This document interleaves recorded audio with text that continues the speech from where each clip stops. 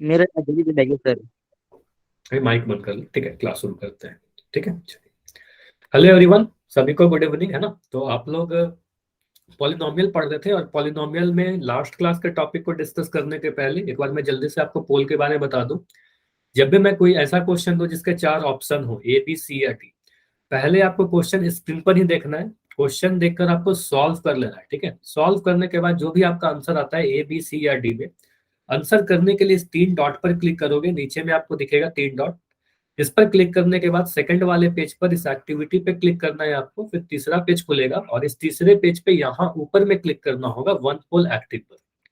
यहाँ क्लिक करने के बाद चौथा पेज खुलेगा और उसमें क्वेश्चन का नंबर दिखेगा और चार ऑप्शन दिखेगा। अगर आपको आंसर लगता है कि मेरा आंसर डी है, तो इस डी वाले सर्कल पर क्लिक करोगे।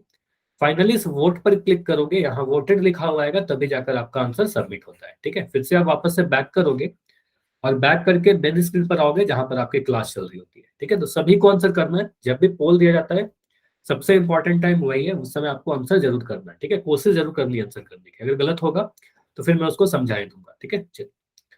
अब देखते हैं लास्ट क्लास का टॉपिक क्या था हमारा।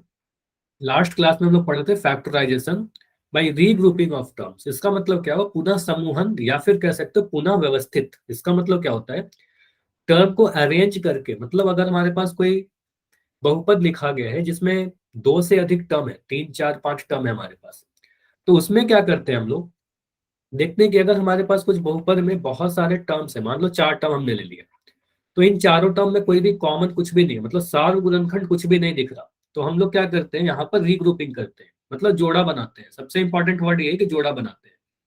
तो आप देखोगे सर पहला और दूसरा में कुछ कॉमन है क्या, या फिर पहला और तीसरा में कुछ कॉमन है क्या, है ना। तो इस तरीके से जोड़ा बनाकर हम लोग करते थे। इसके मैं एक रिकॉल क्वेश्चन पूछता हूँ, रिकॉल क्वेश्चन से ही प्रैक्टिस करते हैं, इसकी ना रिवीजन हो जाएगी। तो लास्ट क्लास में हमने इस टॉपिक से बहुत ज्यादा क्वेश्चन नहीं किया था, एक ही क्वेश्चन पोल में वो पाया था। ऐसे प्रैक्टिस काफी सारे क्वेश्चन किए थे। तो अभी क्या करते हैं, एक रिकॉल क्वेश्चन पूछता हूँ जो हमने लास्ट क्लास में ऑलरेडी डिस्कस कर रखा है। सेम क्वेश्चन है, कुछ भी चेंज नहीं आएगा, थोड़ा सा बस उसमें डेटा का बदला बदली किया गया है ना। उसके बाद फिर मैं सॉल्व करूंगा। उसके बाद जो भी और क्वेश्चन बचे गए हैं प्रैक्टिस करके और भी क्वेश्चन पोल में करेंगे। ठीक है, तो इस टॉपिक को आज कंप्लीट करते हैं। प्रैक्टिस करना ज्यादा से ज्यादा इस टॉपिक को, जो भी आज मैं होमवर्क दूंगा उसकी प्रैक्टिस करना, तभी आप ये टॉपिक सीख पाओगे। ठीक है, चलिए। पहले आप लोग ट्राई करो, m x plus n y plus m y plus n x. ये क्वेश्चन याद आ रहा होगा, लास्ट क्लास में मैंने करवाया था। ठीक है, तो इस क्वेश्चन को आप खुद से करने की कोशिश करिए, देखिए आपका गुणनखंड क्या आता है। फैक्टराइज करना है, गुणनखंड करना है। पहले आप लोग ट्राई करो, थोड़ी देर के बाद मैं इसको समझाता हूँ। तो यहाँ पर क्या है, m x plus n y plus m y plus n x, चार पद है, यहाँ पर चार टर्म है। तो इसको अगर मुझे बोला जाए गुणनखंड करिए, तो मैं किस तरीके से इसको गुणनखंड करूंगा। ठीक है,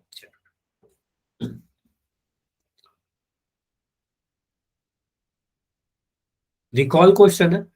ऐसा क्वेश्चन हमने लास्ट क्लास में डिस्कस किया था।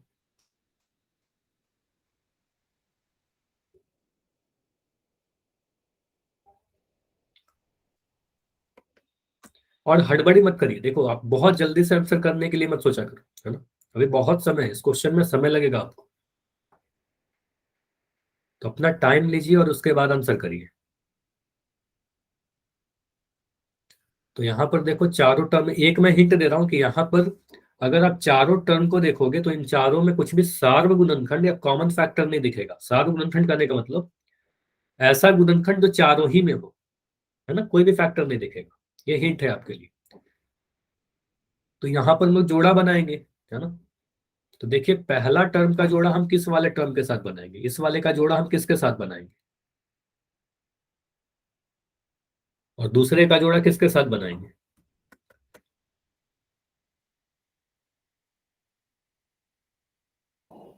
चलिए ट्राई करिए आंसर करने की।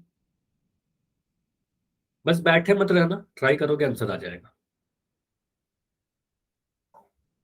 तो अभी क्लास में जितने बच्चे हो, आधे बच्चों ने आंसर किया है, अच्छी बात है, वेरी गुड। और यहाँ पर ज्यादातर आंसर सही है, लेकिन कुछ बच्चों के आंसर अभी भी गलत है।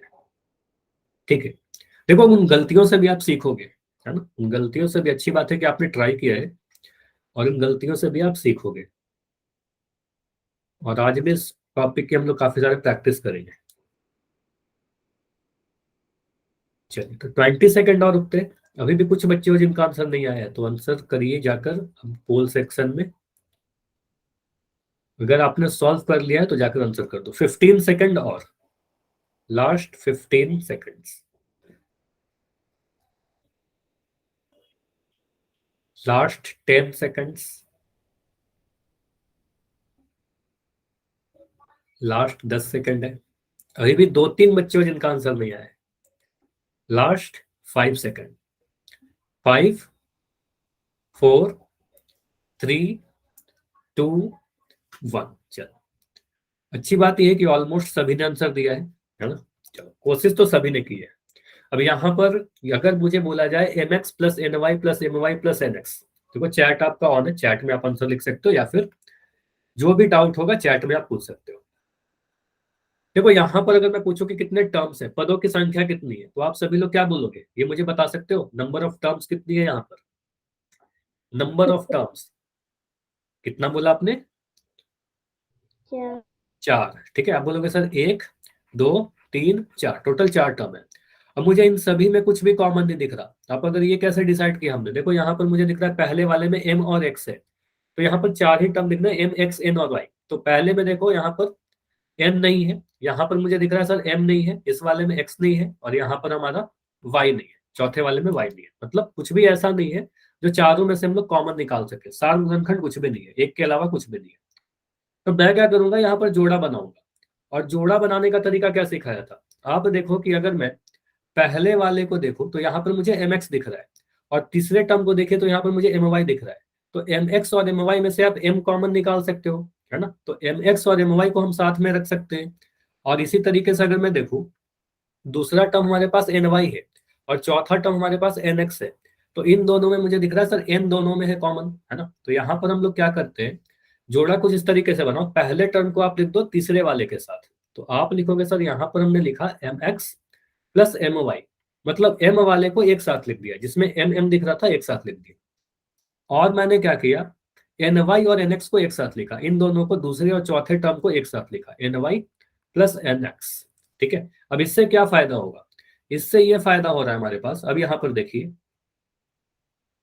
पहले वाले टर्म में आप देखो, यहाँ पर हमारे पास m है, यहाँ पर भी हमारा m है। तो हम कह सकते हैं ना, पहले दो टर्म में से सर m को कॉमन निकाल सकते हैं, पहले दो टर्म में से हम m को कॉमन निकाल सकते हैं। यानी आप बोलोगे सर m को अगर कॉमन निकाल दिया तो यहाँ पर क्या बचेगा, mx में से आपने m को कॉमन निकाला और my में से आपने m को कॉमन निकाला, तो यहाँ पर बच जाएगा आपका x प्लस y, है ना। तो x प्लस y लिख दिया ब्रैकेट के अंदर। ये समझ में आया?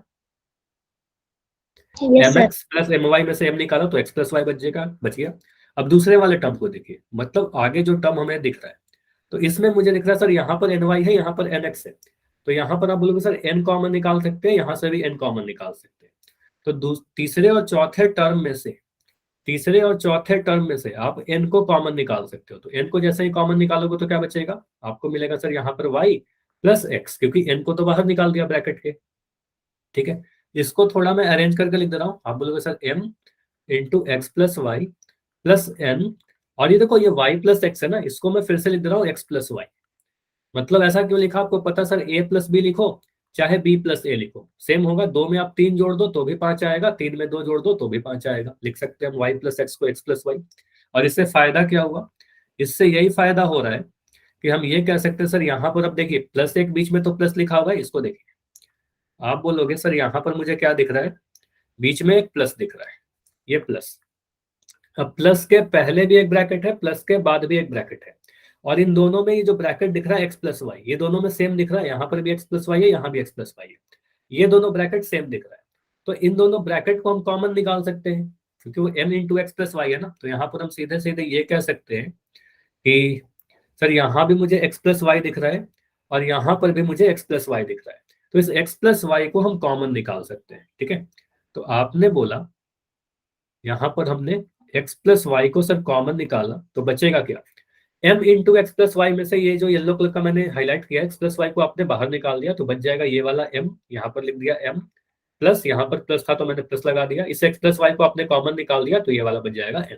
ठीक है, तो आपका आंसर है x plus y into m plus n. देखते हैं आंसर कौन सा है। पहले वाले ऑप्शन को देखें तो यहाँ पर m के साथ x को जोड़ा गया है। आपके आंसर में m के साथ n आया है तो ये वाला नहीं होगा। ऑप्शन बी में देखिए माइनस का साइन है, नहीं होगा। ऑप्शन सी देखिए x प्लस वाई है और m प्लस n है, ऑप्शन नंबर सी बिल्कुल सही है ना। ऑप्शन डी में देखो माइनस का साइन है, ये नहीं। समझ में आया? ऐसा कर लोगे आप लोग? Yes sir. बताइए। सर में तो एक ऐसा और क्वेश्चन फार्मूले के साथ निकाला जा सकता है। क्या बताइए, फिर से क्या बोल रहे हो? एक और फार्मूले के साथ निकाला जा सकता है सर ये सर। फार्मूला कहाँ लगाया कुछ भी मैंने? mx plus nx plus ny plus my। हाँ, फार्मूला नहीं, आप ये कह सकते हो। देखो आपका डाउट मैं समझ हेलो। गया। आपने ये बोला। हेलो हाँ बताइए सुमित, क्या बोल रहे हो? सर, ये तो समझ में आ गया सर, अगला समझा दो। ठीक है, मैं समझाता हूँ। हाँ ठीक है, और क्वेश्चन प्रैक्टिस करेंगे, बहुत सारा क्वेश्चन प्रैक्टिस करेंगे। मुस्कान आप देखो, आपने क्या बोला सर, इसको हम ऐसे भी कर सकते हैं, फार्मूला नहीं कहो, आप बोलो सर जोड़ा हम लोग बना सकते हैं। सर mx को मैं nx के साथ जोड़ा बना दूं, मतलब इन दोनों को अगर जोड़ा बना दो तो भी आंसर आ जाएगा बिल्कुल।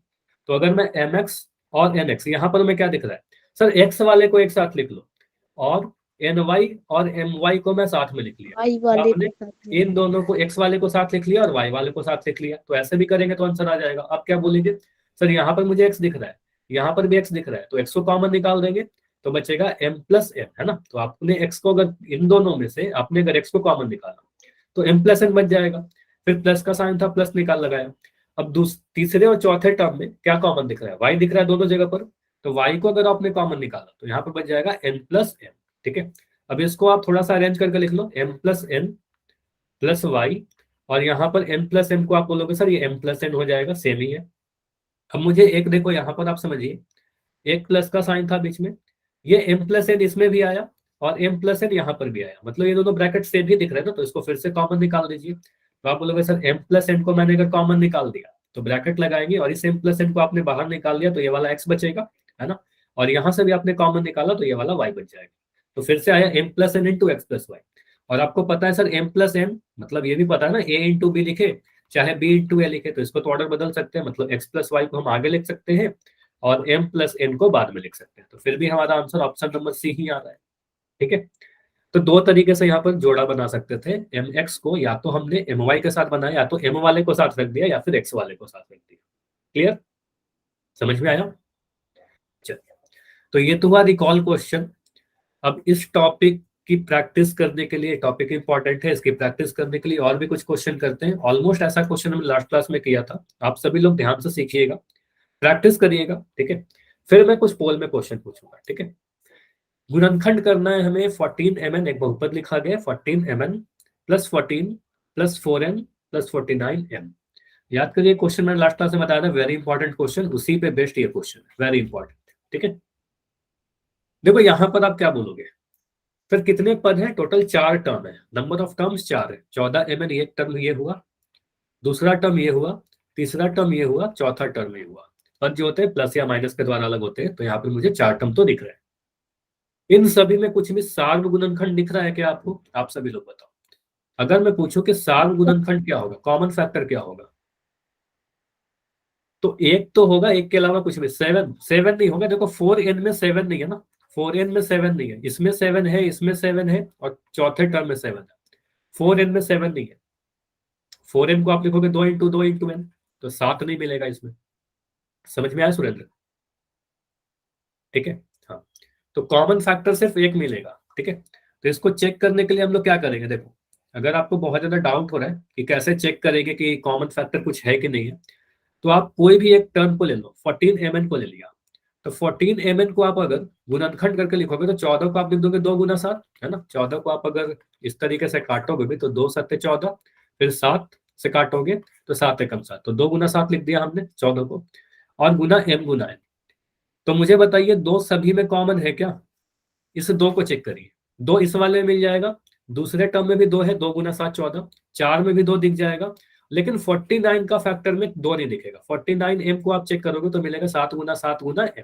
ठीक है, तो इसमें 2 नहीं दिख रहा। 7 सभी में है क्या? अभी मैंने बताया कि इस वाले में 7 नहीं है। m देखो 14 में दूसरे टर्म में m नहीं है, और दूसरे टर्म में n भी नहीं है, तो मतलब 7 गुणनखंड तो कुछ भी मिलेगा, 1 मिलेगा। ठीक है, तो 1 तो हमेशा होता है, 1 के अलावा कुछ भी कॉमन फैक्टर नहीं है। तो हम कहेंगे सर इन चारों टर्म में कुछ भी कॉमन नहीं है, 1 के अलावा कुछ भी कॉमन नहीं है। तो यहां पर क्या करना पड़ेगा, जोड़ा बनाना पड़ेगा। अब यही सीखना है हमें कि किस वाले टर्म का किसके साथ हम जोड़ा बनाए। ठीक है, तो यहाँ पर आप सभी को ये लग सकता है ना कि सर मैं क्या करता हूँ, पहले दोनों टर्म को एक साथ ले लेता हूँ, क्योंकि 14 दोनों में दिख रहे हैं। 14 यहाँ पर से भी कॉमन आ जाएगा, पहले टर्म में से भी और दूसरे टर्म में से भी 14 कॉमन आ जाएगा। बिल्कुल बात सही है। ठीक है, और फिर मुझे क्या करना पड़ेगा, अगर मैं पहले को दूसरे के साथ लिख दूं तो मुझे तीसरे और चौथे को साथ में लिखना पड़ेगा। ऐसे जोड़ा बनाओगे आप लोग। ठीक है, ऐसा कर सकते हैं ना हम लोग, लेकिन ऐसा करने पर क्वेश्चन नहीं सॉल्व होगा। क्यों नहीं होगा इसको देखते हैं। ठीक है, मैंने क्या किया, ऐसे बना लिया जोड़ा। देखो ये बता इसलिए रहा हूँ क्योंकि हो सकता है आपके दिमाग में ऐसा क्वेश्चन है, आपको समझ में ये भी पता होना चाहिए कि क्या करेंगे तो गलतियां हो सकती है हमसे। तो 14 mn प्लस 14 प्लस हमारे पास है 4n प्लस 49m। यहां पर आपने क्या किया, आपने बोला सर 14 को मैंने कॉमन निकाल लिया, इन दोनों में से 14 था तो 14 कॉमन निकाल दिया। तो यहां से आपने अगर 14 निकाल दिया तो यहाँ पर बच जाएगा हमारा mn, और इस 14 को पूरा कॉमन निकाल दिया तो यहाँ बताओगे क्या बचेगा। ये मैंने बताया था लास्ट क्लास में, एक। वेरी गुड, किसी भी पूरे टर्म को आप कॉमन निकाल लेते हो तो हमारे वहां पास हमें एक बचता है। क्यों बचता है यहाँ पर, क्योंकि 14 को आप लिख सकते हो 14 गुना 1। अब 14 को आपने कॉमन निकाल दिया तो एक बच जाएगा वहां पर, तो यहाँ पर एक लिख दो प्लस। अब देखो इसमें से कुछ कॉमन, इसमें से कुछ कॉमन निकल रहा है, तीसरे टर्म और चौथे टर्म में से कुछ कॉमन है, कुछ भी कॉमन नहीं मिलेगा। ठीक है, तो इसलिए क्या होगा, यहाँ पर अब हमारा ये क्वेश्चन नहीं सॉल्व होगा। ठीक है, यहाँ पर कुछ भी कॉमन नहीं मिल रहा। ज्यादा से ज्यादा आप ये कर सकते हो कि सर यहाँ से एक निकाल सकते हैं दोनों में, एक तो मल्टीप्लाई कर सकते हैं ना, 4n को लिख सकते हैं 4n इंटू एक, है ना, 4n इंटू एक। और 49m को भी लिख सकते हैं 49m इंटू एक, तो एक कॉमन आएगा तो एक को ऐसा निकालोगे तो ये बच जाएगा 4m प्लस 49। ठीक है, 49। अब देखो ये वाला ब्रैकेट और ये वाला ब्रैकेट सेम आया क्या, मुझे बताओ, ये दोनों सेम आया।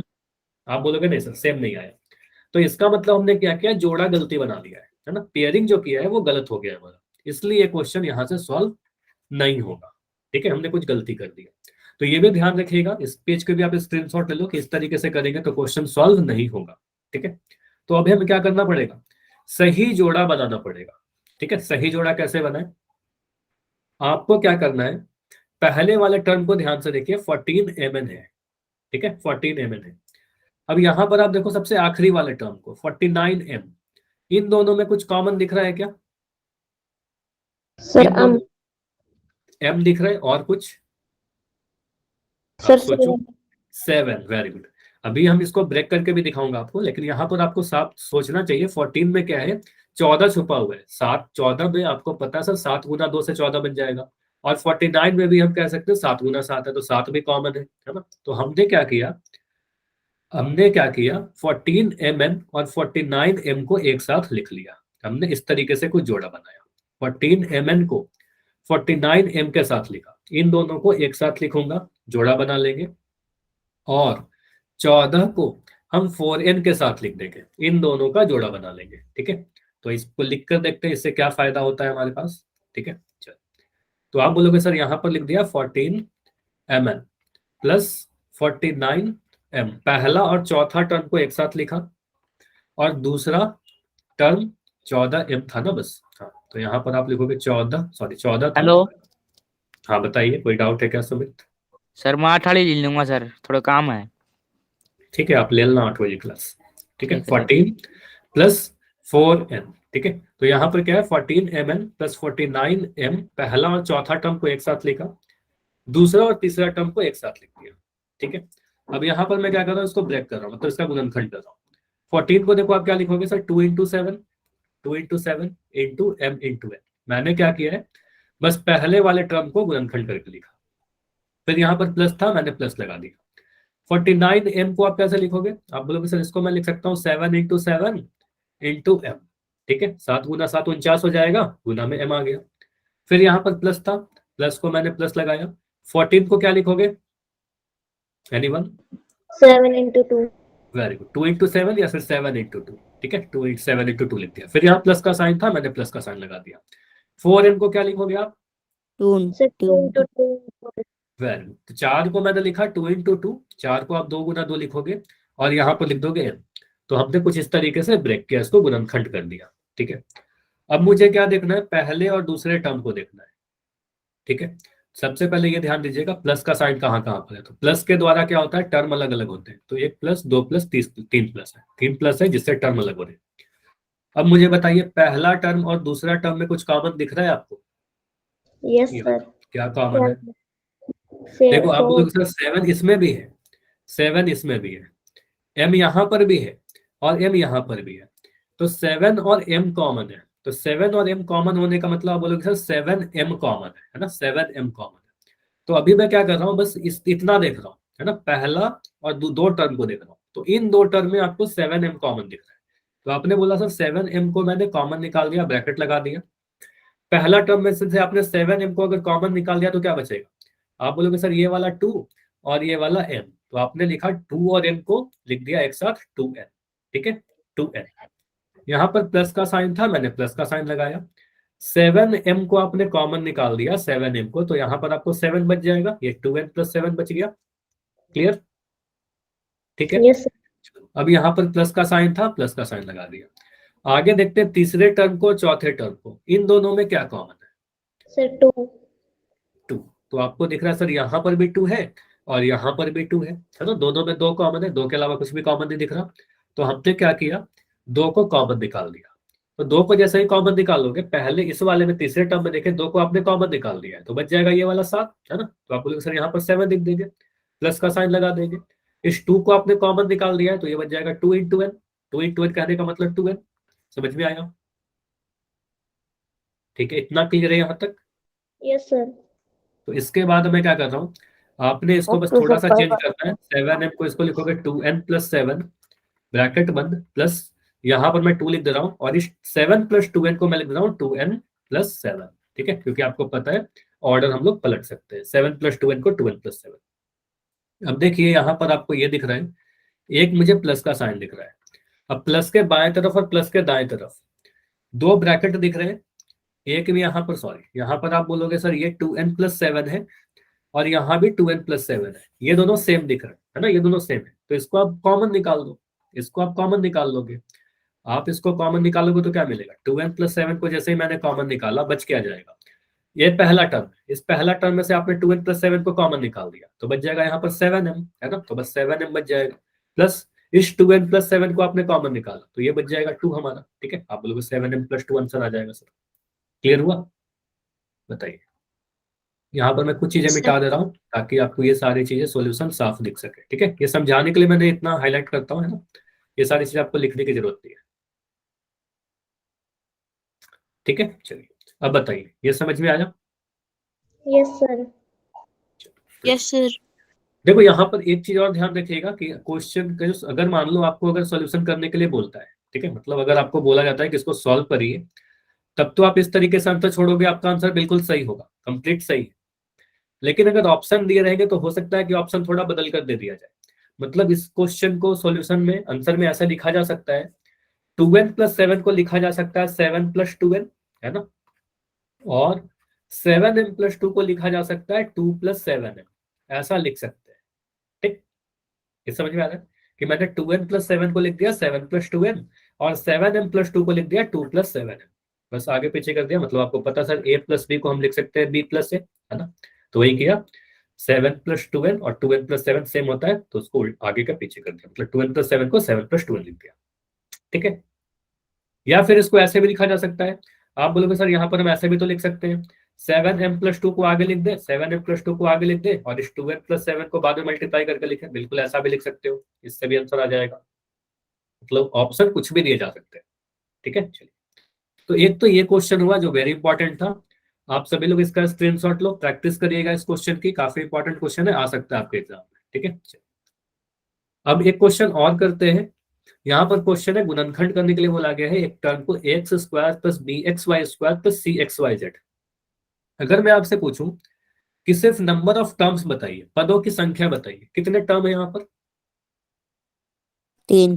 3। आप बोलोगे सर प्लस के द्वारा अलग होता है ना, तो एक प्लस मुझे यहाँ दिख रहा है, दूसरा प्लस यहाँ पर दिख रहा है, 1 2 3, पदों की संख्या 3 है।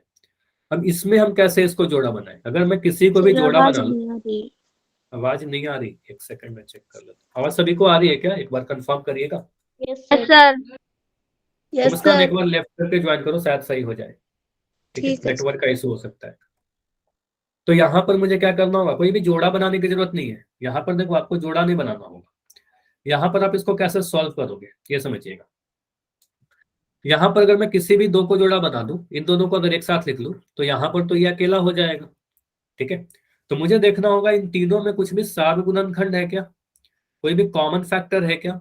कॉमन Yes, फैक्टर कैसे चेक करेंगे, सभी Yes, पदों को फैक्टराइज करके, सभी को गुणनखंड करके। ठीक है, तो यहाँ पर हम क्या कर रहे हैं, इसको सिंपली लिख दे रहे हैं। क्वेश्चन को मैं लिख रहा हूँ ए एक्स, चलो इसको मैं सिंपली इसी तरीके से लिख रहा हूँ।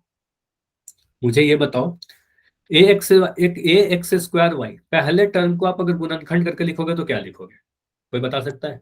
x into y. Very good, आप बोलोगे sir a x square y करने का मतलब ए को तो मैंने ए लिख दिया, एक्स स्क्वायर में देखो एक्स का पावर 2 है, एक्स का पावर 2 करने का मतलब एक्स को 2 बार गुना करना हुआ, और गुना में वाई है। ठीक है, प्लस, यहाँ पर प्लस का साइन था, मैंने प्लस का साइन लगा दिया। सर अब आ रही है आवाज।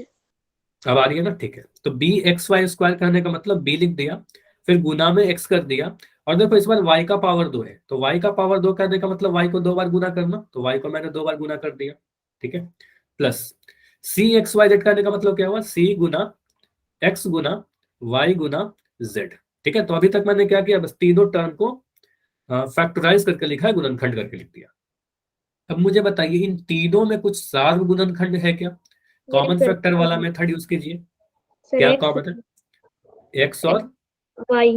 Very good. आप बोलोगे सर यहाँ पर मुझे दिख रहा है सर एक्स इसवे में भी आया, एक्स यहाँ पर भी आया, दूसरे टर्म में भी आया, और एक्स तीसरे वाले टर्म में भी आया। ठीक है, अच्छा यहाँ पर एक चीज बड़ा ध्यान से देखिएगा कि जो प्लस का साइन होता है ना, इससे टर्म हमारा अलग होता है, तो इस प्लस को मैं थोड़ा हाईलाइट करके बता दे रहा हूँ। ठीक है, एक हमारा यहाँ पर प्लस आया, एक प्लस हमारा यहाँ पर आया, तो एक टर्म हमारा ये पूरा है, दूसरा टर्म ये हमारे पास पूरा है, और तीसरा टर्म ये हमारे पास पूरा है। ठीक है, तो 3 टर्म है हमारे पास, तो तीनों में हमें एक्स तो कॉमन दिख रहा है, एक्स के अलावा और भी कुछ कॉमन है क्या, एक्स के अलावा कुछ और भी कॉमन है क्या। Y sir. Y. No Y sir, है, देखो y भी दिख रहा है, तो Y y यहाँ भी है, y यहाँ वाई भी है, और y यहाँ भी है, तो x और y कॉमन है ना, तो x y सभी में दिख रहा है हमें। तो आप क्या करो, एक्स वाई को कॉमन ले लो, है ना, तो आप क्या करोगे, एक्स वाई को कॉमन ले लोगे। तो आपने बोला सर यहाँ से हमने एक्स को लिया, यहाँ से वाई को लिया, इसमें से भी एक्स वाई को लिया, और इसमें से भी एक्स वाई को कॉमन लिया, तो एक्स वाई आप बाहर निकाल दो ब्रैकेट के, सभी में था तो एक्स वाई को बाहर लिख देंगे, ब्रैकेट लगा देंगे। अब पहले वाले टर्म में से मुझे बताइए, एक्स वाई को आपने कॉमन निकाल लिया तो क्या बचेगा, Sir, X. ए और एक्स। तो आप बोलोगे सर ए दिख रहा है और एक्स दिख रहा है, तो ए और एक्स कहने का मतलब ए एक्स लिख देंगे, ए एक्स को मल्टीप्लाई करेंगे तो एक्स मिल जाएगा, फिर प्लस का साइन था, मैंने प्लस का साइन लगाया। अब दूसरे वाले टर्म को देखिए, दूसरे बी टर्म वाई में से सर। आपने वाई। तो एक्स और वाई को आपने BY कॉमन निकालना, तो बी वाई मिलेगा। वेरी गुड, सभी को समझ में आ रहा है, बहुत अच्छी बात है, तो बी वाई, फिर प्लस का साइन लगाया, यहाँ पर प्लस का साइन लगाया, C, अब Z. सी जेड। सी जेड। वेरी गुड, तो आप बोलोगे सर एक्स और वाई को मैंने कॉमन निकाला, तो बच गया ये सी और ये जेड, तो आ जाएगा सी जेड। और यहाँ पर इसको कह सकते हैं सर ये हमारा गुणनखंड हो गया, ये हमारा आंसर आ गया। अच्छा रिपीट कर दे रहा हूँ, अब यहाँ पर पता कैसे चलेगा कि ये हमारा आंसर है। देखो आपको यहाँ पर जो क्वेश्चन लिखा गया था, इसमें 3 पदों को जोड़ के लिखा गया था, पहला प्लस दूसरा प्लस तीसरा, सभी एडिशन में थे।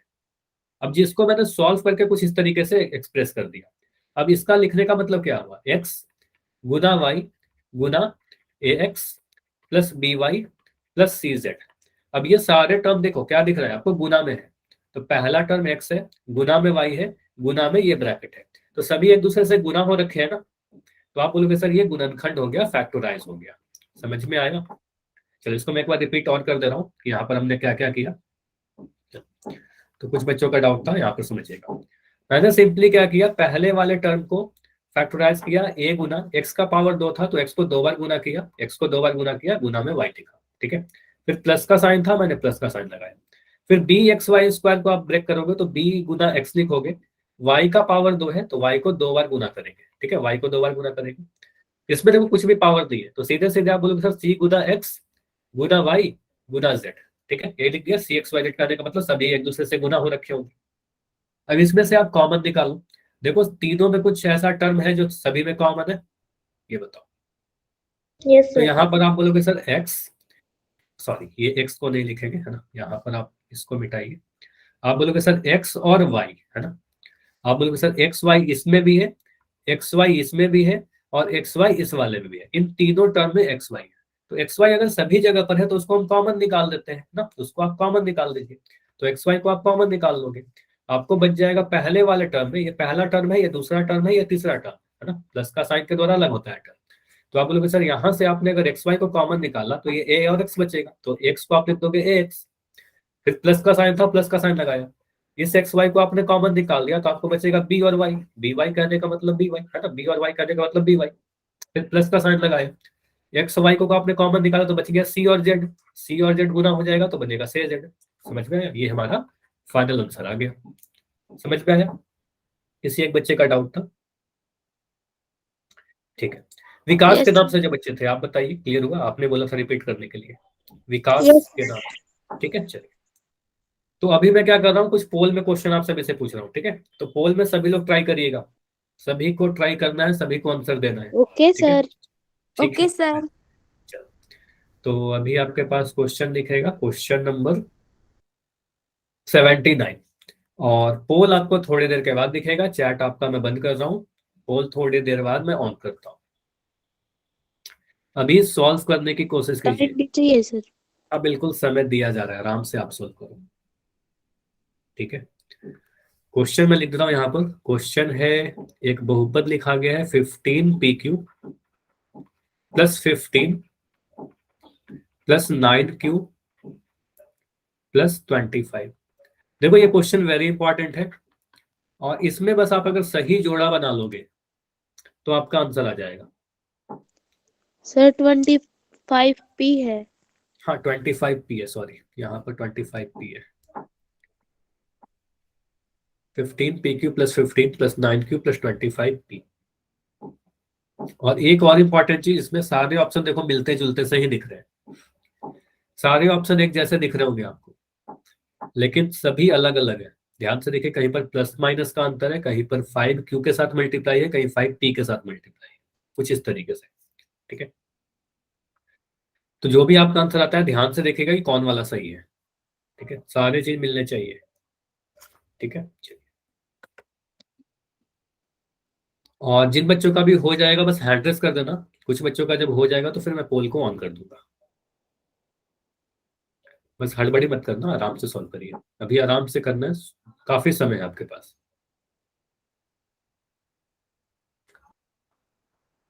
अच्छा, मैं एक हिंट दे रहा हूं इस क्वेश्चन में, और हिंट क्या, ये आप सभी को पता भी है, यहाँ पर कोई भी सार्वगुणनखंड नहीं है। मतलब अगर दूसरे भाषा में बोले तो हम कह सकते हैं सर इन चारों में, चारों टर्म में अगर मैं देखूं तो कॉमन फैक्टर या सार्वगुणनखंड सिर्फ एक आएगा, एक के अलावा कुछ भी कॉमन नहीं आएगा, तो मुझे जोड़ा बनाना पड़ेगा। तो मुझे ये देखना होगा 15pq जो पहला टर्म है इसका जोड़ा मैं किसके साथ बनाऊं। Hello. हाँ बताइए अमित। Sir Paul. चलिए अब पोल लॉन्च कर दूं, हो गया, चलो ठीक है। तो अभी मैं पोल ऑन कर दे रहा हूँ, और अब जाकर आंसर कर सकते हो अगर आपने सॉल्व कर लिया तो। लेकिन अभी भी आप रुककर चेक कर लीजिए, जो भी आपका आंसर आए आराम से, समय काफी है आपके पास। पहले आंसर करने से बेटर है कि बाद में आंसर करो, सबसे आखिरी में आंसर करो, लेकिन सही आंसर करो, ठीक है? जो भी आंसर आता है उसको चेक करिए कि हमारा वही आंसर है क्या।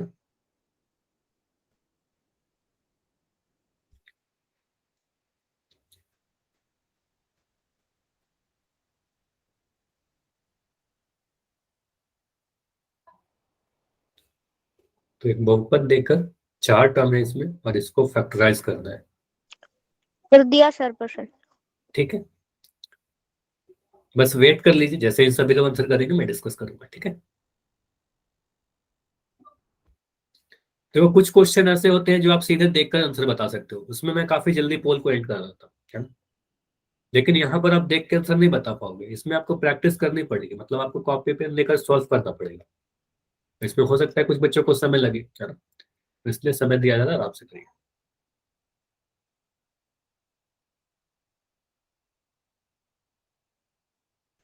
तो अभी क्लास में जितने बच्चे हो, आधे बच्चों का आंसर आ चुका है, और अभी भी आधे बच्चे ऐसे हैं जिनका आंसर नहीं आया है, ठीक है? और अभी भी अगर आपको प्रॉब्लम हो रही है इस क्वेश्चन को करने में तो मुझे बताना, इस क्वेश्चन को सॉल्व करने के बाद एक और पोल कर लेंगे, अगर आपको फिर भी प्रॉब्लम हो रही है तो बताइएगा, ऐसे ऐसे क्वेश्चन और भी हम लोग प्रैक्टिस कर लेंगे। ठीक है, हो गया सर। ठीक है। अभी भी 4-5 बच्चे और तो जिनका आंसर नहीं आया है, तो 25 सेकंड रुकते हैं, 25 सेकंड में इसको एंड करके डिस्कस कर लेंगे। ठीक है, और अगर और समय चाहिए तो माइक ऑन करके बता देना। ठीक है, 20 सेकंड और 20 सेकंड।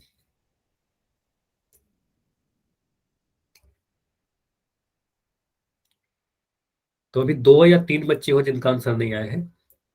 अच्छी बात यह है कि आप सभी लोग कोशिश कर रहे हो, ट्राई कर रहे हो। Last 10 second, last 10 second, and अब लास्ट 5 सेकंड। 5 4 3 2 1। चलो इस क्वेश्चन को देखते हैं। अभी देखो यहाँ पर आपका चैट ऑन है, कोई भी डाउट होगा तो चैट में पूछ सकते हो, माइक ऑन करके पूछ सकते हो। और अच्छी बात है कि सभी ने ट्राई किया है, ऑलमोस्ट आप सभी ने आंसर दिया है। अब यहाँ पर देखो, ए तो किसी का आंसर नहीं आया है, बी किसी का भी आंसर नहीं आया है, ज्यादातर बच्चों का आंसर ऑप्शन नंबर डी या सी में आया है। मतलब सी भी कुछ बच्चों को लगता है और कुछ बच्चों को डी लगता है। तो अब देखते हैं कि आंसर सी होगा या डी होगा। इन दोनों में कोई एक ही होगा ना, या हो सकता है कि ए या बी भी हो जाए, है ना। तो चेक करते हैं कि कौन सा आंसर होगा। ठीक है, तो देखो यहाँ पर आपको मैंने क्या बोला कि आपको इन चारों में देखेगा तो चारों में कुछ भी कॉमन फैक्टर नहीं दिखेगा। मैं इसको सभी पदों को गुणनखंड करके देखूंगा तो भी आपको दिख जाएगा चारों में कुछ भी कॉमन नहीं है। ठीक है, कुछ में सार गुणनखंड नहीं मिलेगा 1 के अलावा। तो मैं इसको जोड़ा बनाना चाहता हूं, तो मुझे आप लोग बताओ, क्या मैं पहले और दूसरे टर्म को जोड़ा बना सकता हूं, यस या नो? ये नो आप लोग बताओ। ठीक है, तो अगर मैं इन दोनों को बना लूं तो 15 तो कॉमन दिख जाएगा कि 15 निकल जाएगा, लेकिन उसके बाद इन दोनों टर्म में कुछ भी कॉमन नहीं मिलेगा मुझे। ठीक है, फिर हमारा क्वेश्चन नहीं सॉल्व हो पाएगा। क्वेश्चन याद कीजिए, हमने प्रैक्टिस किया था ऐसा, है ना। तो आप बोलोगे सर पहला और दूसरा का जोड़ा नहीं बनाते हैं। ठीक है, पहला और दूसरा का जोड़ा नहीं बनाते हैं, हम लोग क्या करते हैं, पहला का किसके साथ बनाओगे, सर चौथा तीसरे के साथ। ठीक है। अब यहाँ पर 2 टाइप के आंसर आ रहे हैं कि सर पहला का मैं जोड़ा तीसरे के साथ बनाऊंगा या पहला का जोड़ा मैं चौथे के साथ बनाऊंगा। मैं दोनों के साथ बना के दिखा दे रहा हूँ। अब जो बच्चे पहला का तीसरे के साथ जोड़ा बनाए होंगे उनका भी आंसर आ जाएगा, और पहला का चौथे के साथ बनाओगे उनका भी आंसर आ जाएगा। मैं यहाँ पर क्या करता हूँ, दोनों तरीके से सॉल्व करके आपको दिखा दूंगा। ठीक है, पहले मैं क्या करता हूँ, मेथड 1 में पहला और चौथे टर्म को एक साथ लिख रहा हूँ। ठीक है, अभी ध्यान से देखना और समझते चलना, कोई भी डाउट होगा तो पूछना जरूर। मैंने क्या बोला, सर इस 15 PQ का जोड़ा बनाइए इस 25 P के साथ। पहला और चौथा टर्म को एक साथ ले लीजिए और दूसरे और तीसरे टर्म को आप एक साथ लिख दीजिए। ठीक है, ऐसा करके चेक करते हैं हम लोग। ठीक है, तो ऐसा आप चेक करोगे तो क्या मिलेगा, चलो यहां समझिएगा। अगर मैं इसको लिखूं कि मैंने लिखा 15 PQ पहला वाला टर्म और चौथा वाला टर्म को एक साथ ले लिया। ठीक है, इन दोनों को एक साथ लिया, पहला और चौथा टर्म को, और दूसरा टर्म जो हमारा था 15 इसको मैंने यहाँ लिख दिया, और तीसरा टर्म था हमारा 9Q उसको मैंने यहाँ पर लिख दिया। ठीक है, अब इस तरीके से सॉल्व करते हैं। तो 15 PQ को आप क्या लिखोगे, 15 को आप लिख सकते हो सर 5 गुना 3, है ना। आप ये समझ सकते हो 15 को मैंने लिखा 5 गुना 3, और PQ को आप लिख सकते हो P इंटू क्यू। दिख रहा है ना सभी कुछ, P इंटू क्यू। प्लस 25 को आप लिख सकते हो सर 5 गुना 5, है ना, और यहाँ पर लिख दिया 5 गुना 5 गुना P, है ना, P भी था ना हमारा 5 गुना 5 गुना P। ठीक है, अच्छा चैट में अननेसेसरी कमेंट नहीं लिख रहा है, बिल्कुल चैट में फिर चैट बंद कर दिया जाएगा। ठीक है, चलो यहाँ पर आप क्या बोलोगे, सर 15 को, सर हमने क्या किया, 15 PQ को गुणनखंड कर लिया, 25 P को कर लिया, अब 15 को तोड़िए, 15 को गुणनखंड करिए। तो 15 को आप लिखोगे सर 5 गुना 3, है ना, 5 इंटू 3, और 9Q को लिखोगे सर 3 गुना Q। बताइए यहाँ तक समझ में आया क्या? मैं यहाँ पर चारों ही टर्म को गुणनखंड करके लिखा हूं बस। यस सर यस, ठीक है। चलो ये प्लस का साइन को मैंने हाईलाइट कर दिया कि हमारे पास 4 टर्म है। अब पहला और दूसरा टर्म में मुझे आप लोग बताओ कि कुछ कॉमन दिख रहा है क्या आपको? यस सर 5 पे 5 यहाँ पर भी दिख रहा है और 5 इसमें Yes, भी दिख sir. रहा है, P इस वाले में भी दिख रहा है, P यहाँ पर भी दिख रहा है। तो पहला 2 टर्म में मुझे क्या देखा, 5P कॉमन। पहला 2 टर्म कहाँ से कहाँ तक है? आप बोलोगे सर यहाँ ये पूरा जो है ना, ये समझिएगा, आप बोलोगे सर यहाँ ये पूरा हमारा पहला टर्म है, पहला और दूसरा टर्म है, सॉरी पहला और दूसरा टर्म है। तो पहला दूसरा टर्म में 5P कॉमन दिख रहा है, आप बोलोगे। तो आपने 5P को कॉमन निकालना है, आप बोलोगे सर 5P को मैंने कॉमन निकाल दिया। तो जैसे ही 5P को कॉमन निकाल दोगे तो क्या बच गया, पहले टर्म में बताइए क्या बच रहा है? सर 10Q 3 और क्यू, तो 3 और क्यू कहने का मतलब 3 क्यू को गुना कर देना, तो आप बोलोगे सर यहाँ पर लिख देंगे 3 क्यू। ठीक है, 3 क्यू लिख दिया, फिर प्लस का साइन लगाया क्योंकि यहाँ पर प्लस का साइन था, और इस दूसरे टर्म में आपने अगर 5p को कॉमन निकाल दिया तो क्या बचेगा, 5 ये वाला 5 बच जाएगा। तो आप बोलोगे सर 5p को मैंने कॉमन निकाला तो ये वाला 5 बचेगा, यहाँ पर लिख देंगे 5। तो ये मिला 5p इंटू 3q प्लस 5। आगे देखिए, अब यहाँ पर मैं प्लस का साइन लगा रहा हूँ क्योंकि यहाँ पर प्लस का साइन था। अब हमें दिख रहा है तीसरा टर्म और चौथा टर्म, तीसरा और चौथा टर्म में क्या कॉमन है, ये आप लोग बताओ। सर 3 3 3, तो आप बोलोगे सर 3 3 यहाँ पर भी दिख रहा है, 3 इस वाले में भी है, मतलब तीसरे और चौथे टर्म में 3 कॉमन है, तो 3 को आप कॉमन निकाल दोगे, है ना, 3 को आप कॉमन निकाल दोगे, और 3 को जैसे ही आप कॉमन निकालोगे तो क्या लिखोगे, 3 को मैंने कॉमन निकाल दिया, अगर तीसरे और चौथे टर्म में से इस 3 को आपने कॉमन निकाला तो ये वाला 5 बच जाएगा ना, अंदर में ब्रैकेट के अंदर 5 बचेगा, प्लस इस 3 को आपने कॉमन निकाला तो ये 3 इंटू क्यू बच जाएगा, और 3 इंटू क्यू कहने का मतलब 3 क्यू हो जाएगा। ये क्लियर यहाँ तक? ठीक है, अब देखो यहाँ पर मैं क्या कर रहा हूँ, 5p को मैंने 5p ही लिखा, ठीक है, 5p ही लिखा, इस 3q प्लस 5 को मैं क्या कर रहा हूँ, 5 प्लस 3q लिख दे रहा हूँ, 5 प्लस 3q लिख सकता हूँ, या तो इस वाले को आप चेंज कर लो, फिर इस, या फिर 5 प्लस 3q को आप 3q प्लस 5 कर लो, है ना, या तो दोनों में से किसी एक को चेंज कर लो। तो आप ये बोलोगे सर 3 लिख लिया और यहाँ पर इस वाले ब्रैकेट को 5 प्लस 3q लिख दिया, ऐसा क्यों किया, ताकि ये दोनों ब्रैकेट मुझे एक जैसे दिख जाए, है ना। तो आप बोलोगे सर मुझे यहाँ दिख रहा है ये प्लस के पहले और प्लस के बाद एक 5 प्लस 3q यहाँ भी दिख रहा है, और ये ब्रैकेट, तो ये दोनों ब्रैकेट सेम दिख रहा है आप सभी को, बताइए, जिसको अभी मैंने हाईलाइट किया। Yes yes, sir. तो अब यहाँ पर मैं कह सकता हूँ सर यहाँ पर ये प्लस है, प्लस के पहले जो ब्रैकेट है और प्लस के बाद जो ब्रैकेट है, ये वाले प्लस की मैं बात कर रहा हूँ, इसके इस वाले प्लस की मैं बात कर रहा हूँ, तो आप बोलोगे सर प्लस के पहले और प्लस के बाद जो ब्रैकेट है दोनों सेम है, तो आप इस 5 प्लस 3q को कॉमन निकाल दोगे, 5 प्लस 3q को कॉमन निकाल दोगे, और क्या बच जाएगा यहाँ पर, आपने अगर पहले टर्म में, ये हमारा पहला टर्म बन गया और ये हमारा दूसरा टर्म बन गया, तो पहले टर्म में से आपने अगर 5 प्लस 3q को कॉमन निकाला तो आपको मिलेगा यहाँ पर 5p, है ना, ये वाला 5p बच जाएगा, और प्लस का साइन था, मैंने प्लस का साइन लगाया, इस 5 प्लस 3q को आपने कॉमन निकाला तो बच जाएगा ये वाला 3, तो यहाँ पर लिख दिया 3।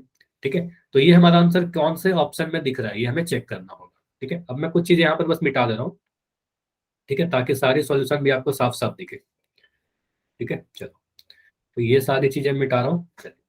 अब यहाँ पर आप चेक करो कि ये हमारा कहाँ पर लिखा गया है। देखो ऑप्शन, सभी ऑप्शन को देखते हैं, ऑप्शन ए 5 प्लस 3q है, ऑप्शन ए में देखो 5q लिखा गया है, 5 और q कहीं पर मल्टीप्लाई हो गया क्या आपका आंसर में, देखो 5q के साथ कभी नहीं मल्टीप्लाई हुआ है, 5p के साथ मल्टीप्लाई हुआ था, तो ये गलती होगा, ये नहीं होगा। ऑप्शन बी में तो माइनस का साइन आ रहा है, माइनस का साइन हमारा कभी नहीं आया, ऑप्शन बी नहीं होगा। ऑप्शन सी में देखो 5q लिखा गया है, जबकि आपके आंसर में 3q है ना, 5q तो नहीं आया ना आपके आंसर में, तो आप बोलोगे सर यह भी नहीं होगा। ऑप्शन डी को देखिए, 5 प्लस 3q है, 5 प्लस 3q है, यहाँ पर देखो 5p प्लस 3 आया है आपका, यहाँ तो 3 प्लस 5p है, ये क्या गलती हो गया, तो कुछ भी गलत नहीं हुआ है। आप बोलोगे सर इसको तो मैं ऐसे लिख ही सकता हूँ 5 प्लस 3q, और इस 5p प्लस 3 को हम ऐसे तो लिख सकते हैं ना 3 प्लस 5p, ऐसा तो लिख ही सकते हो आप, a प्लस b को b प्लस c, तो आपने बोला सर ये हमारा आ गया 5 plus 3q 3 plus 5p, option number D बिल्कुल सही उत्तर। समझ में आया? तो जिन बच्चों का ऑप्शन नंबर सी गलत, सी आ रहा था वो गलत है, तो आप बस प्रैक्टिस करना, ठीक है। ये समझ में आया कि क्यों गलती हो गया। चलिए, अब देखो इसी क्वेश्चन को कुछ बच्चों ने क्या बोला था कि सर मैं अगर 5pq को 9q के साथ जोड़ा बनाऊं तो बनेगा कि नहीं बनेगा, सॉल्व हो जाएगा। देखो मैं करके दिखा दे रहा हूँ, अब यहाँ पर मैं थोड़ा फास्ट कर रहा हूँ, ध्यान दीजिएगा। 5pq प्लस 9q, है ना, प्लस 15 प्लस 25p, अगर मैं इस तरीके से कुछ बनाऊं कि पहला को तीसरे के साथ जोड़ा बना दूं और दूसरे को चौथे के साथ बना दूं, चेक कर देंगे हमारा आंसर आएगा कि नहीं। 15pq को आप लिखोगे sir 5 into 3 into p into q, ठीक है, प्लस 9q को आप लिखोगे सर 3 इंटू 3 इंटू q। अच्छा, किसी का माइक ऑन है, बंद करोगे? तो 15 को आप लिखोगे सर 5 इंटू 3, कोई डाउट है तो माइक ऑन करके पूछ सकते हो, है ना, 5 इंटू 3, और 25p को लिखोगे सर 5 इंटू p। हाँ बताइए, कोई डाउट है क्या? प्लस प्लस प्लस, 3 प्लस है मतलब 4 टर्म है यहाँ पर। अब यहाँ पर मुझे बताइए कॉमन क्या दिख रहा है, पहले टर्म और इतना में देखिए कॉमन क्या दिख रहा है। तो आप बोलोगे सर इस बार मुझे कॉमन दिख रहा है 3 और q, है ना, 3q कॉमन दिख रहा है, 3q, तो आप इस बार कॉमन निकालोगे 3q, ठीक है, 3q कॉमन निकाला तो क्या बचेगा, आप बोलोगे सर 5p है ना, यहाँ पर बचा 5p प्लस 3q को आपने निकाल लिया कॉमन तो यहाँ बच जाएगा 3 है ना, 3 बच गया 5p प्लस 3। फिर प्लस का साइन था, मैंने प्लस का साइन लगाया। अब इस टर्म को देखिए, तीसरे और चौथे टर्म को देखिए, तीसरा और चौथा में क्या कॉमन दिख रहा है, तो इस बार आप बोलोगे सर 5 यहाँ भी है 5 यहाँ भी है, तो 5 कॉमन है तो 5 को कॉमन निकाल दो, तो अब मिलेगा आपको 3, यहाँ पर 3 बच गया और यहाँ पर 5p बच गया, 5 और p मतलब 5p। अब इसको थोड़ा आप चेंज कर लो, 3q लिखोगे और यहाँ पर लिख दोगे 5p प्लस 3 प्लस 5 लिखोगे और इसको लिख दोगे, एक सेकंड इसको मैं थोड़ा मिटा दूं, तो इसको आप ये लिखोगे, अब ये मिल गया सर हमारे पास 5p प्लस 3। अच्छा अमित एक बार y लिखे ना, इतनी सारे y मत लिखिए आप, ठीक है। अब मुझे दिख रहा है सर ये 5p प्लस 3 है, यहाँ भी 5p प्लस 3 है, तो 5p प्लस 3 को आप अगर कॉमन निकाल दोगे तो क्या मिलेगा, ये 3q प्लस 5 है ना, तो आप बोलोगे सर ये 3q प्लस 5 मिला। और इसको फिर से हम अगर अरेंज कर ले तो आप बोल सकते हो सर 5p प्लस 3 को हम लिख सकते हैं 3 प्लस 5p, और 3q प्लस 5 को लिख सकते हैं 5 प्लस 3, मतलब ये दोनों एक गुणनखंड ये आया, एक गुणनखंड ये आया, तो ये दोनों गुणनखंड कहाँ पर दिख रहे हैं, ऑप्शन नंबर डी में ही दिख रहा है। क्लियर, 3 प्लस 5p देखो यहाँ पर है और 5 प्लस 3q आगे में, तो ऑर्डर आगे पीछे लिखा जा सकता है, a इंटू को b, b इंटू b। तो इस क्वेश्चन में हमने क्या देखा कि पहले को अगर हम चौथे के साथ जोड़ा बनाए तो भी बन जाएगा, पहले को दूसरे के साथ बनाएंगे तो भी सॉल्व हो जाएगा, ठीक है। तो सही जोड़ा बनाने के लिए आपको सीखना है। तो अगला क्वेश्चन करिए, एक और क्वेश्चन ऐसा मैंने बताया था, x square y z plus x y square z x y z square, 3 term है यहाँ पर और आपको यहाँ पर करना है फैक्टराइज, ठीक है। तो आपका चैट बंद रहेगा और ट्राई सभी लोग करिएगा, ऐसा क्वेश्चन हमने डिस्कस कर रखा है। क्वेश्चन में लिख दे रहा हूं यहाँ पर, क्वेश्चन है एक्स स्क्वायर, एक्स का पावर 2 है और लिखा गया वाई जेड, फिर प्लस का साइन लिखा गया एक्स, फिर इस बार वाई का पावर 2 किया गया और यहाँ पर जेड लिख दिया गया, प्लस एक्स वाई और जेड का पावर 2 है। तो इसको आप क्या करो, हर एक टर्म को फैक्टराइज करिए और इसको आप कैसे गुणनखंड करके लिखिएगा।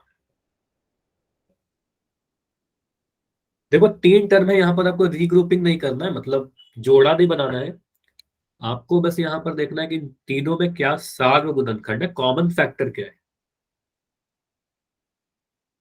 इन तीनों में कॉमन क्या है, जो भी कॉमन है तीनों में उसको कॉमन निकालिए, देखिए ब्रैकेट के अंदर क्या बचेगा, ठीक है। ये थोड़ा आसान क्वेश्चन है, पिछले वाले से ज्यादा आसान क्वेश्चन है, ठीक है। ऐसे क्वेश्चन तो सारे इजी है, बस आपको प्रैक्टिस करनी है, ठीक है।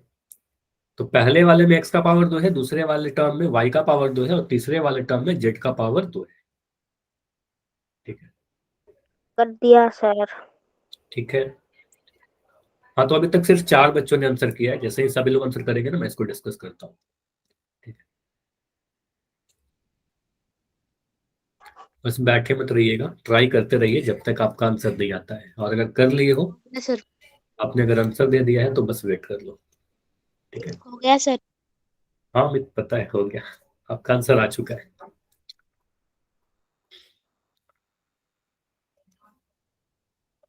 तो अभी तक सिर्फ आधे बच्चों का आंसर आया है और वेट करते हैं। सर कर दिया। ठीक है ठीक है, बहुत अच्छी बात है। कर दियो सर।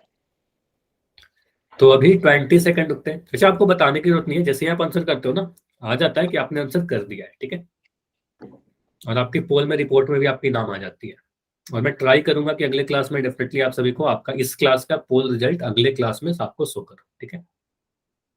तो आंसर सभी को देना है, और अच्छी बात है कि यहाँ पर जितने बच्चों ने दिया आंसर, ज्यादातर बच्चों के आंसर सही है, कुछ 1-2 बच्चों का ही आंसर गलत है, और जिनकी गलत भी होती है उन गलतियों से आपको सीखना है, दोबारा से उस क्वेश्चन को सॉल्व कर लिया करो खुद से, ठीक है, क्लास के बाद, तो उसको भी आप सीख जाओगे, ठीक है। गलतियां तो होती रहेंगी लेकिन उन्हीं गलतियों से आपको सीखना भी है। कोशिश आप ये किया करो कि आपका आंसर सही हो, ठीक है, गलत होगा तो फिर उसको बताया जाएगा। चलिए 15 सेकंड रुकते हैं, 15 सेकंड में एंड करके इस क्वेश्चन को डिस्कस करेंगे।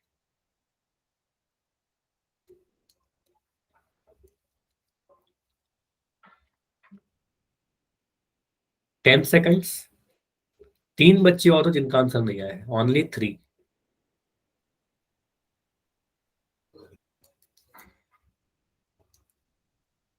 20 सेकेंड्स और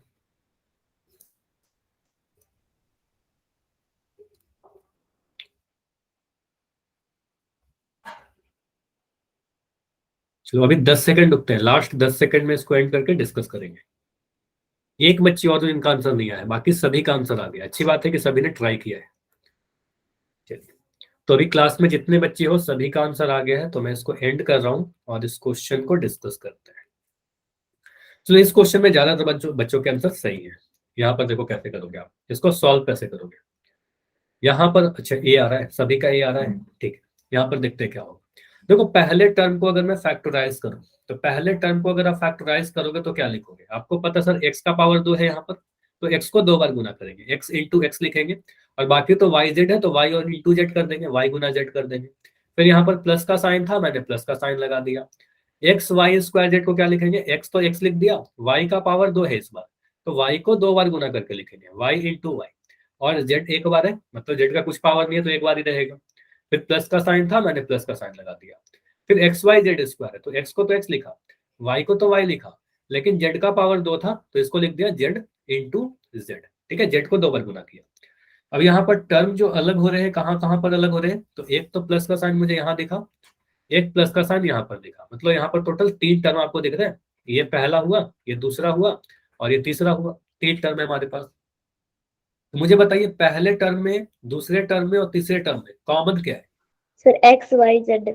एक्स वाई जेड। आप बोलोगे सर एक्स यहाँ भी दिख रहा है, एक्स इस वाले दूसरे टर्म में भी दिख रहा है और एक्स तीसरे वाले टर्म में भी दिख रहा है। मुझे वाई भी पहले टर्म में भी दिख रहा है, वाई दूसरे टर्म में भी है और वाई तीसरे टर्म में भी है। जेड पहले टर्म में भी है, जेड दूसरे में भी है और जेड तीसरे में भी है। मतलब एक्स वाई और जेड तीनों ही में कॉमन है। तो एक्स वाई जेड अगर तीनों में कॉमन है तो आप उसको कॉमन ले लो, है ना, तो उसको आप बाहर निकाल लोगे। तो आप बोलोगे सर यहाँ पर हम लिख देंगे x y z. X into y into z करने का मतलब एक्स वाई जेड गुना कर देना, है ना। तो आप मुझे बताइए, पहले टर्म में से, ये पहला टर्म है, इस पहले टर्म में से आपने अगर एक्स वाई जेड को कॉमन निकाल दिया तो ये वाला बस एक्स बचेगा, क्योंकि 2 एक्स था, एक एक्स बाहर चला गया तो एक एक्स बचेगा। ठीक है, फिर प्लस का साइन लगाया।